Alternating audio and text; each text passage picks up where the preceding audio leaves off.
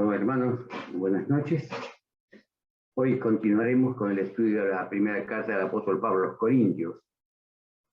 Ha habido un núcleo de estos tres últimos, tanto el capítulo 12 como el capítulo 13 y 14, es una trilogía de los dones y del buen uso de los dones. Y hay pensamientos maravillosos y muy claros. Este capítulo 14 es uno de los capítulos más claros en cuanto a interpretarlo, leerlo. Creo que una persona, un joven, un adolescente, una persona nueva en la iglesia, leyendo este capítulo, o quizás en una versión más moderna, pero igualmente se entiende perfectamente, puede ir explicando lo que está diciendo el apóstol Pablo. No hay acá una enseñanza que vaya recorriendo la Biblia permanentemente buscando textos de apoyo. No sé, como estaba viéndolo, yo recordaba cuando se estaba dando el capítulo 12, luego el 13 y el 14, me acordaba de los Salmos 22, 23 y 24. También una trilogía, ¿no? El Salmo 22, el pastor sufriente, salvador sufriente. El Salmo 23, el pastor que ama las ovejas. Y el Salmo 24, el pastor reinante, el rey de reyes. Vamos a empezar entonces leyendo el capítulo 14. Y la primera parte, vamos a ir viéndolo en algunos versículos, y claramente y rápidamente, el apóstol Pablo es como si tomara lo que decíamos al estudiar el capítulo 13, el último versículo del capítulo 12. Procurad, pues, los dones mejores, mas yo os muestro un camino aún más excelente. Este dones mejores lo habíamos visto en el capítulo 13 y ahora también lo vemos en el capítulo 14. Hasta también el capítulo 13 es toda una introducción al capítulo 14. No nos olvidemos que los capítulos y los versículos no son originales, fueron puestos siglos después, como para ordenar, por supuesto, y encontrar ciertos pasajes. Por supuesto que es muy útil, pero no nos olvidemos que es una carta de corrido. Entonces, desde el versículo 1 hasta el versículo 11, Pablo nos va a mostrar la superioridad de la profecía con respecto a las lenguas. Y es bueno ir aclarando esto, porque este es un capítulo que es uno de los capítulos hitos que marca la diferencia en ciertos grupos denominacionales. Lo vamos a ver un poquito más adelante después. Pero es un capítulo tan claro que es extraño que haya tanta mala interpretación con respecto a él. Dice así la palabra: seguid el amor y procurad los dones espirituales, pero sobre todo que profeticéis. Porque el que habla en lenguas no habla a los hombres, sino a Dios, pues nadie le entiende, aunque el Espíritu Santo habla misterios. Pero el que profetiza habla a los hombres para edificación y exhortación y consolación. Y el que habla en lenguas extrañas a sí mismo se edifica, pero el que profetiza edifica a la iglesia. Así que quisiera que todos vosotros hablaseis en lengua, pero más que profeticéis, porque mayor es el que profetiza que el que habla en lenguas, a no ser que las interprete para que la iglesia reciba edificación.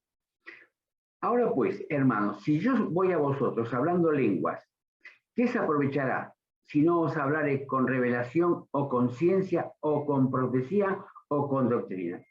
Ciertamente las cosas inanimadas que producen sonidos, como la flauta o la cítara, si no tienen distinción de voces, ¿cómo se sabrá lo que toca con la flauta o con la cítara? Y aquí esta parte está extraordinaria.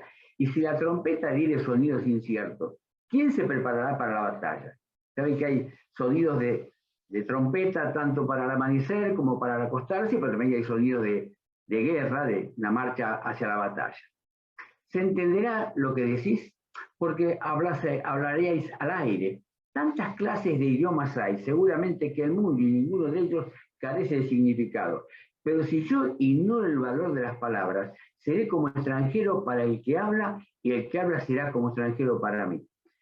Está claro, ¿no? Hay otro pasaje que hace un análisis de lo que es el hablar, por un lado, pero también el hablar en lenguas. Y Pablo habla de un tema que conoce muy bien el tema de las lenguas, pero en ningún pasaje de sus cartas él habla en lenguas. Posiblemente él hablara en lenguas en soledad, porque hablaría con Dios. Eso no está prohibido, pero cuidado que eso no sea un esfuerzo de la persona para hablar en algo que no entiende. Había dos formas de hablar en lenguas. Estaba el que hablaba en lenguas y luego dejaba de hablar en lenguas y un poco traducía lo que hablaba en lenguas. Eran menos.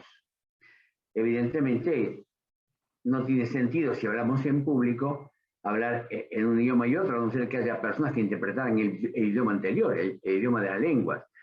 Una lengua era lo que los discípulos hablaron cuando llegó el Espíritu Santo en Hechos capítulo 2, donde eran idiomas de todas las personas que estaban allí reunidas, de tantos lugares que habían venido para la fiesta.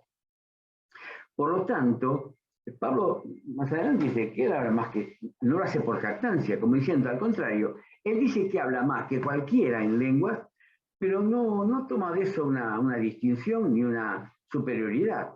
No le da importancia. Evidentemente al decirlo es que él hablaba en lenguas, pero no lo enseña. Él no enseña a hablar en lenguas.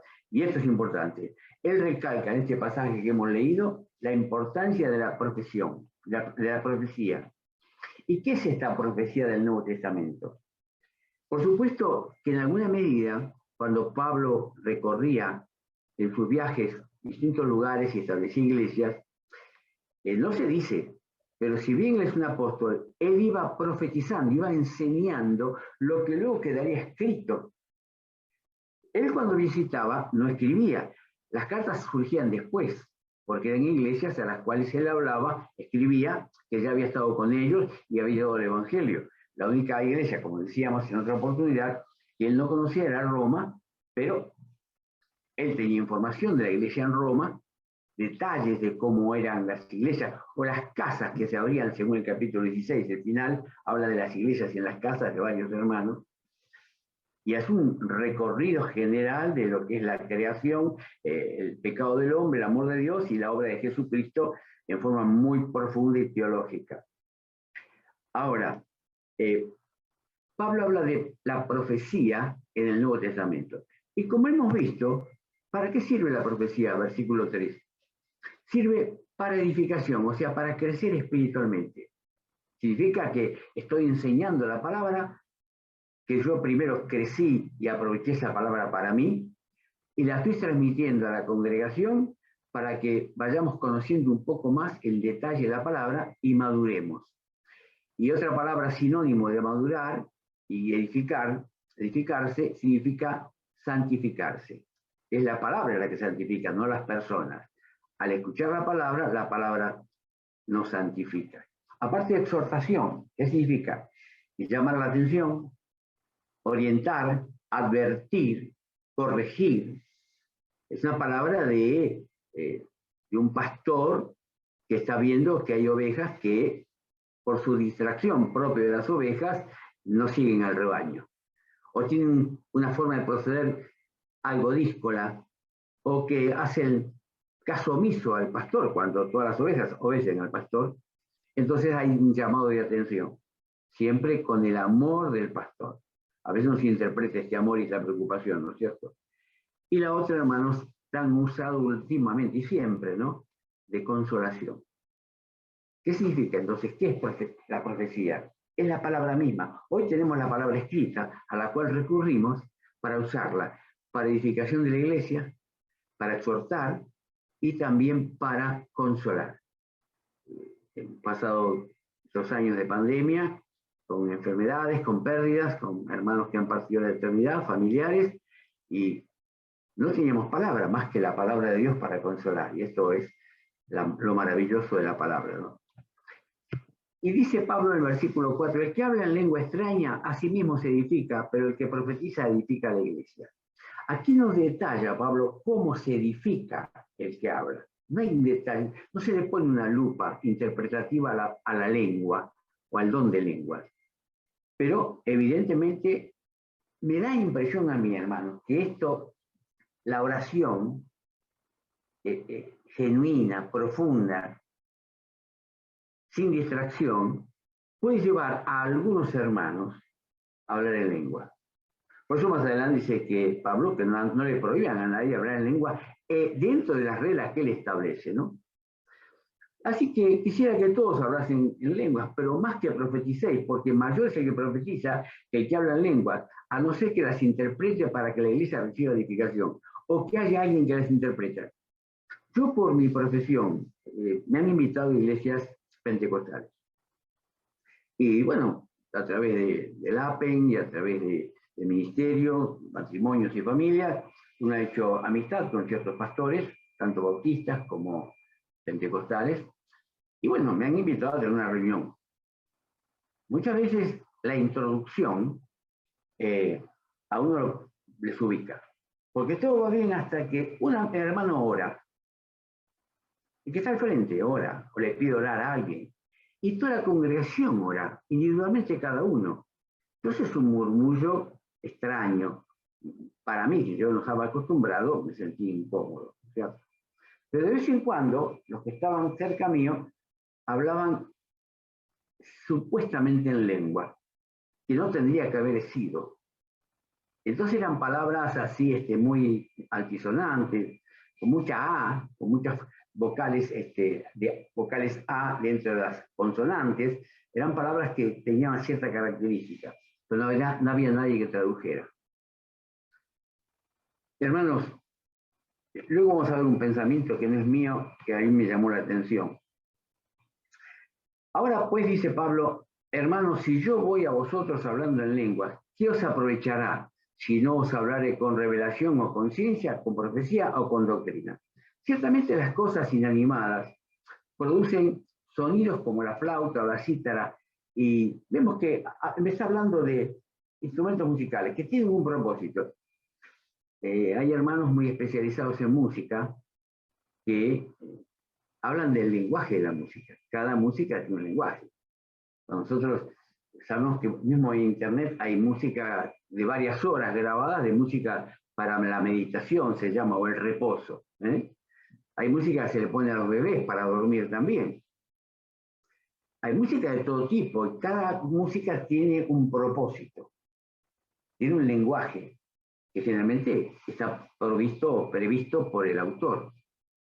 Y como decía un hermano que estaba enseñando este tema, decía, porque una cosa, si alguien le quiere hablar a su novia acerca del amor que siente, va a buscar una pieza romántica, ¿no es cierto?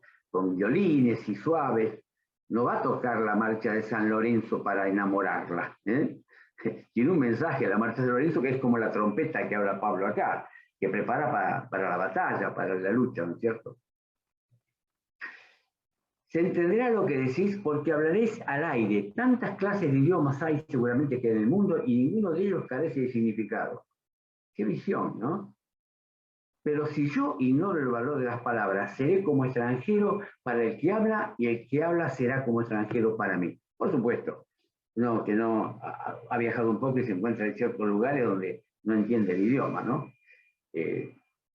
Ahora, Pablo del versículo 12 al versículo 19 habla de corrección del abuso de la lengua. A mí me llama poderosamente la atención, pero era porque, fíjense, este tema de las lenguas, Pablo lo habla en Corintios, lo escribe en Corintios, a los Corintios. Y los Corintios, había muchas cosas para corregir, como decimos, muy serias. Por lo menos parecía que algunas hacían lo que llamamos la vista gorda, parecía que la ignoraran, no querían verla. Y luego hablan en lenguas. Esta es la contradicción. Entonces, más adelante, alguien ha interpretado esto con respecto a la lengua. Hay alguien que no entiende este capítulo y habla en lengua permanentemente, en público, sin interpretación. Eso es inmadurez. Es inmadurez espiritual. Pero hay otros que están preparados, que incitan a la congregación a hablar en lenguas. Y este autor decía, esa persona es desobediente a este capítulo y peca. Fíjense, el uso o mal uso de este don puede provocar inmadurez espiritual y también poder llegar a ser un pecado. Es el único caso, ¿no es cierto?, en que está señalado de esa manera. Así también vosotros, pues, versículo 12, que anheláis dones espirituales, porque es bueno que lo tengamos, pero cuidado, el don que Dios nos da generalmente viene acompañado de algunos talentos naturales.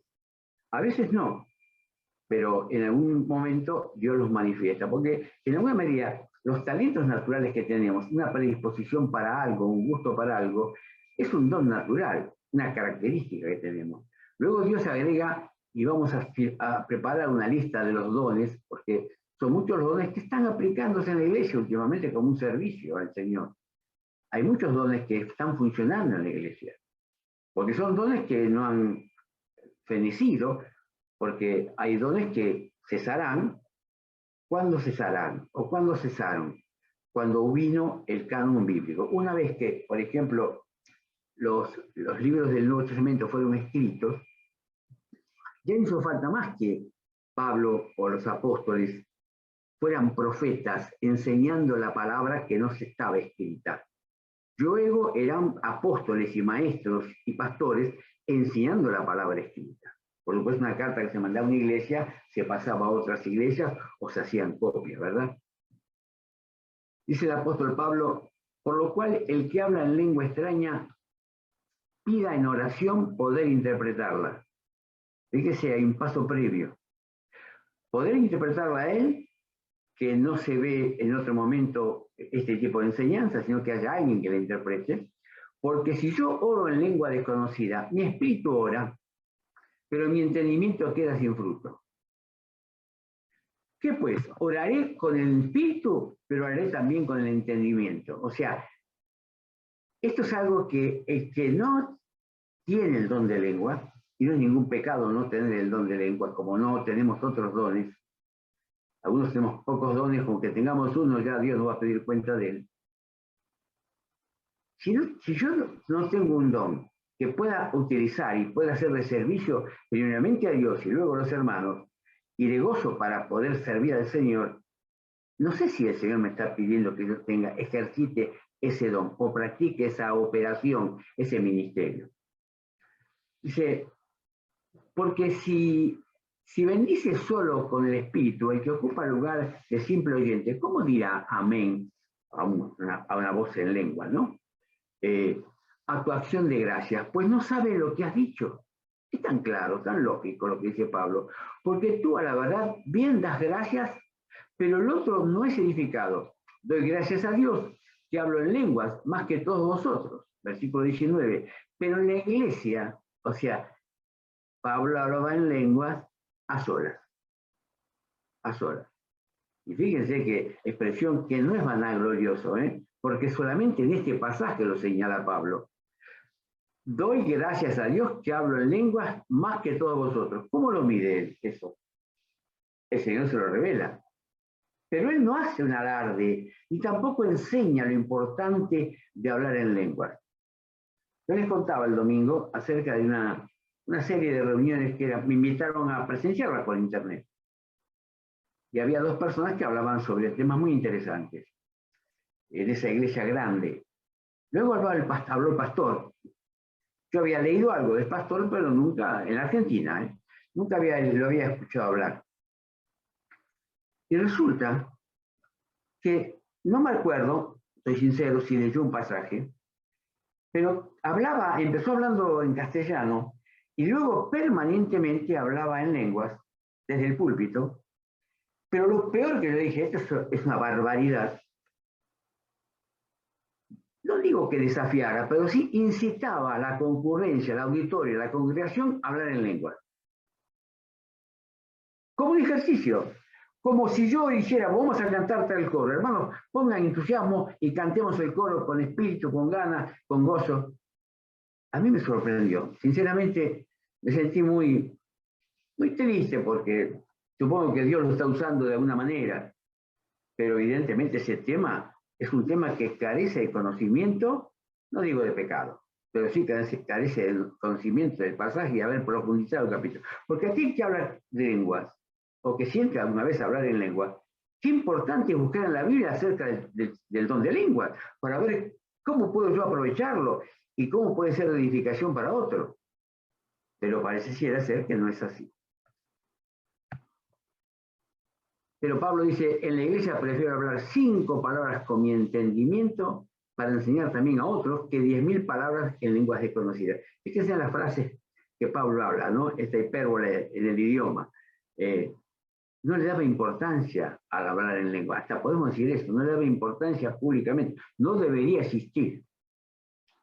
Luego Pablo, en este capítulo, le dedica mucho tiempo, por algo le dedica tiempo a esto, la preocupación por el don de lengua, la verdadera y la falsa adoración. Como decíamos, se es inmaduro porque no se discierne la enseñanza y se habla en lenguas por hablar en lenguas porque le dijeron hay que hablar en lenguas, o se peca al desobedecer la enseñanza que se conoce. Hermanos, dice Pablo en el capítulo del versículo 20, no seáis niños en el modo de pensar y maduros, sino ser niños en la malicia, pero maduros en el modo de pensar. En la ley está escrito y en otras lenguas que con otros labios hablaré a este pueblo, y aún así, si me irán, irá el Señor. Así que las lenguas son por señal no a los creyentes, sino a los incrédulos, porque se reúnen en un solo lugar, y todos hablan en lenguas, si entran indoctos o incrédulos, ¿no dirán que estáis locos? O sea, la lengua no tiene que ser usada para inconversos, y tampoco para la congregación. Esto hay que recalcarlo, es un idioma personal para con Dios, a solas.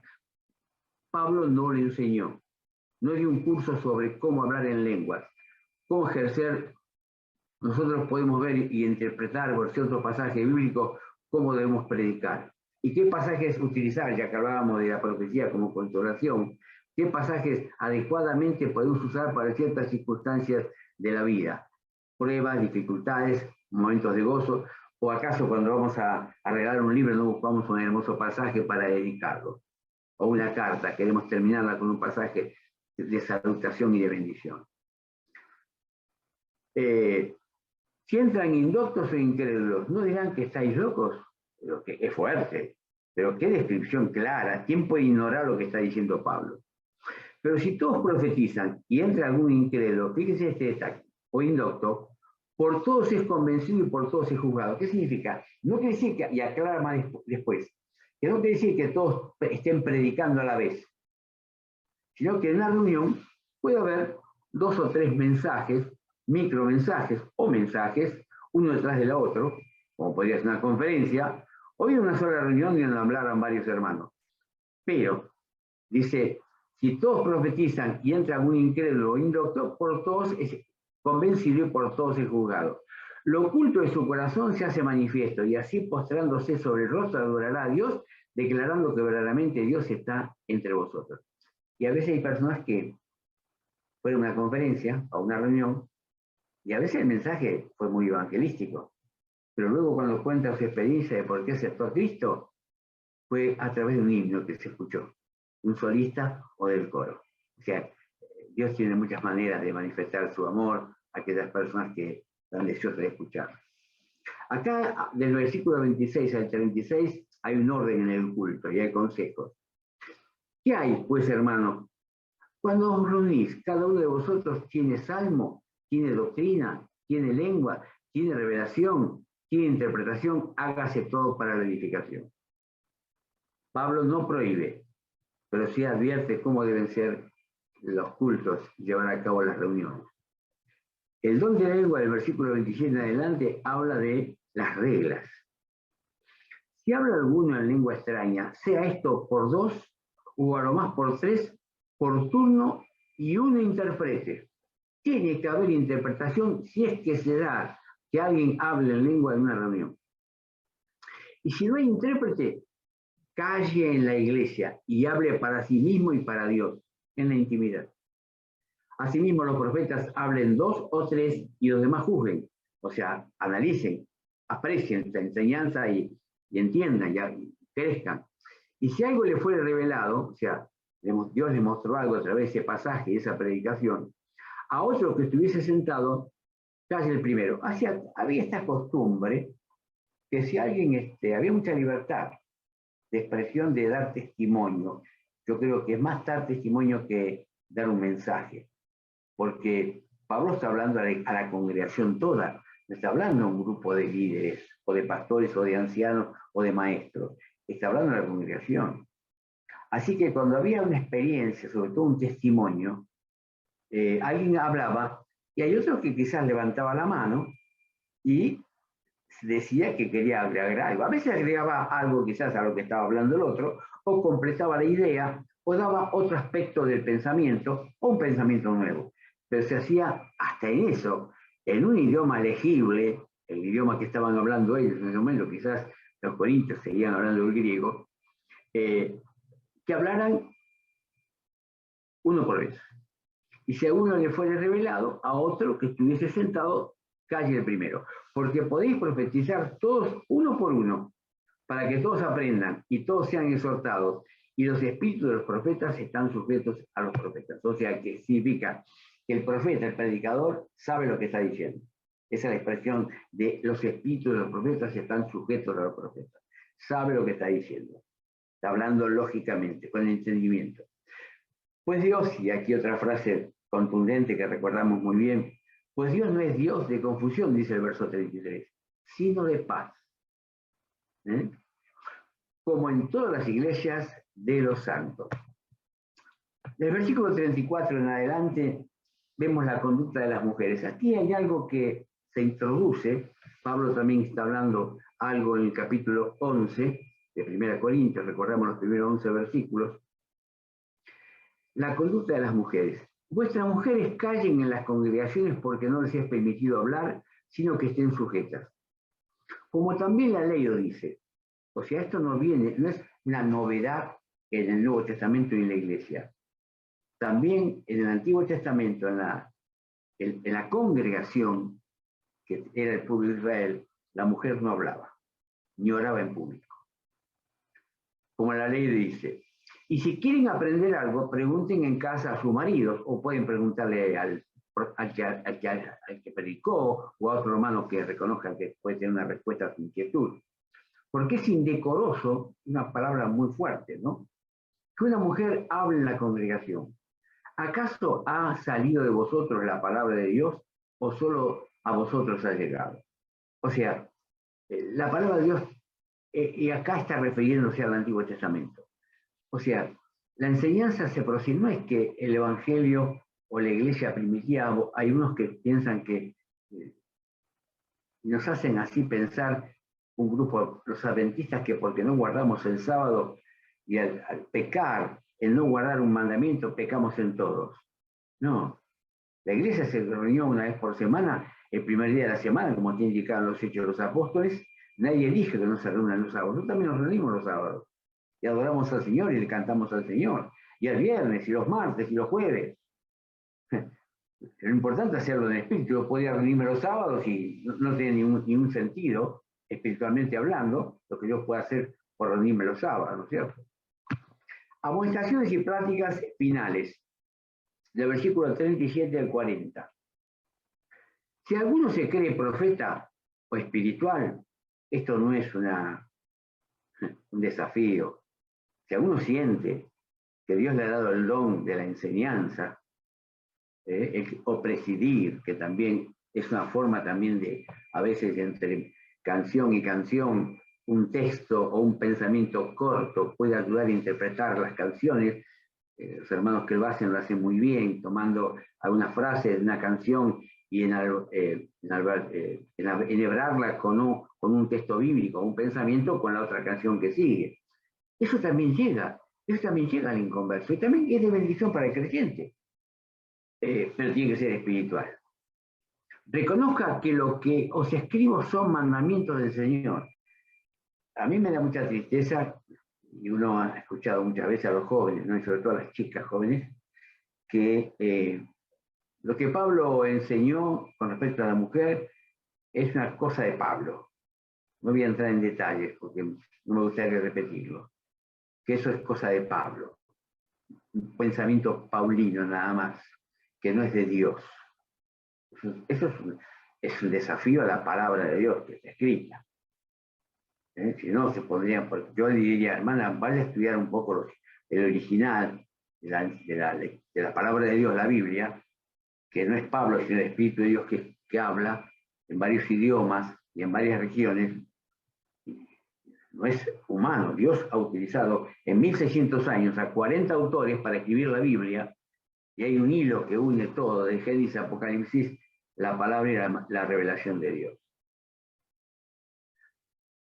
Reconozca que lo que os escribo son mandamientos del Señor. Acá no había interpretación personal, acá no había lo que a Pablo le parecía. Mas el que ignore, ignore. Fíjese acá, Pablo me hizo recordar a una expresión que tiene el capítulo 11, versículo 16, cuando está hablando precisamente del velo. ¿Cómo termina Pablo? Él explica por qué el uso del velo, muy claramente. Porque algunos se aferran a un solo versículo que dice que a la mujer le da el cabello en lugar del velo. No es, ese versículo no está reemplazando a los otros 10. Por lo tanto, el velo es una señal de autoridad. Como el no usar algo sobre la cabeza del hombre, también es una señal de autoridad reconociendo a Jesucristo. Por eso a mí me molesta mucho a veces que enseñar a la gente nueva, sobre todo los jóvenes, la pasaba un joven con una gorra. Digo, mirá, nosotros, no solamente acá, en cualquier lugar, un chico que no tenía muchas luces, ¿no? En cualquier lugar hay que sacarse el sombrero como señal de respeto. Pero en la iglesia es una necesidad sacárselo. Como ves que las esposas, las mujeres, sí tienen algo sobre la cabeza. Eso porque nosotros queremos de esa manera. Así que te voy a pedir, por favor, que te saques la gorra. Tenemos que decirlo. No queda bien. Hay gente que a veces uno va a un lugar a comer algo y hay gente sentada a la mesa con la gorra puesta. Eso es tremendo. Y a veces he visto conjuntos en internet musicales con los músicos, algunos músicos con gorra. ¿Están delante del Señor o no están delante del Señor? Aunque sea una música, aunque sea una canción, se está frente a la congregación, ¿no es cierto? ¿Y qué dice Pablo allá en el capítulo 11, verso 16? Es un poco el mismo tono que usa acá, más el que ignore, ignore, como diciendo, bueno, el que quiere ser así, el que quiere interpretar las cosas de esa manera, que lo haga. Entonces Pablo dice en el capítulo 11, verso 16, con todo eso, si alguno quiere ser contencioso, peleador y discutidor, nosotros no tenemos tal costumbre ni las iglesias de Dios. No es la costumbre de Pablo ni de algunos que le acompañaban. Era la costumbre de no discutir algo que está claramente enseñado. Muchas veces ha pasado que cuando hubo en la década de 70 un movimiento llamado luego espiritualista, de muchos salieron de nosotros, buenos hermanos, pero en ese momento creyeron que deberíamos interpretar más el ministerio del Espíritu Santo en nuestras vidas y hablar más del Espíritu Santo. Pero lo hicieron de una manera diferente a como debería haber sido, si es que quiero enseñar sobre el Espíritu Santo, que tenemos que enseñar sobre el Espíritu Santo, pues aquel que está en nosotros y ese que nos revela la palabra, ¿cierto?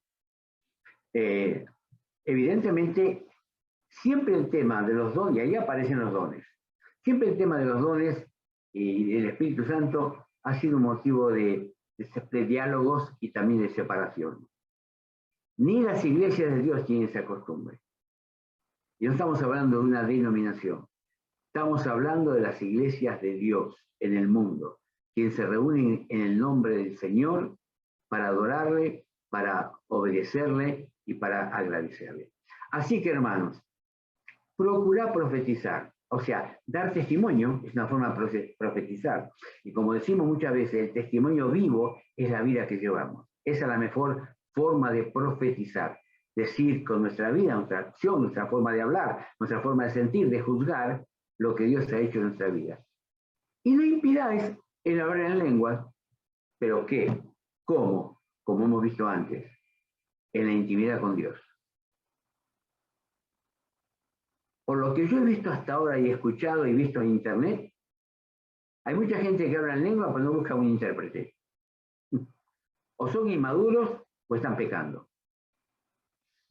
Por eso Pablo no le da importancia, le dedica todo un capítulo a este tema para sacudirles un poco la cabeza a los corintios, y no solamente a los corintios, a creyentes de todas las épocas que no saben interpretar lo que la palabra de Dios dice. Pero sobre todo dice Pablo esto, pero hágase todo decentemente y con orden. Y el orden es algo muy necesario, hermanos, en todo sentido. El orden a veces está en las instituciones, está en los trabajos, está en las escuelas, está en muchos lugares el orden.